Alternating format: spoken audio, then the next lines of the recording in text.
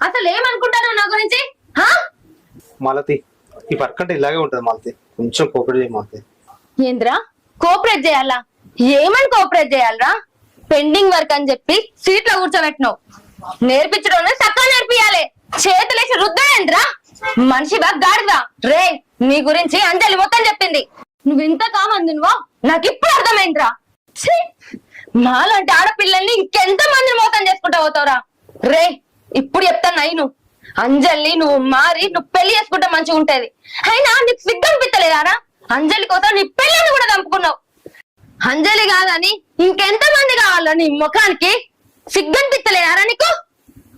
మనిషి బా జంతువువా?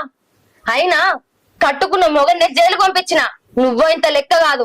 నేను చెప్పినట్టు వింటావా? విను, లేకపోతే నీకు కూడా అదే కథ పడుతుంది. జైల్లో చిప్ప కూడా తినబెడతా. ఏమనుకుంటానో నా గురించి? ఏమనుకుంటానవరా నువ్వు? ఏమనుకున్నా ఇంటికి వచ్చినవరా? చెప్పింది వింటావా లేదా? నువ్వు చెప్పినట్టేంటా మాలతి, అంజలిని పెళ్లి చేసుకుంటా. గది ఇప్పుడు వచ్చినావు దారికి. రేపే నీకు అంజలికి పెళ్లి, అర్థమైతుందా? తోక జాడిచ్చినావు అనుకో ఈ మాలతేందో చూస్తాం.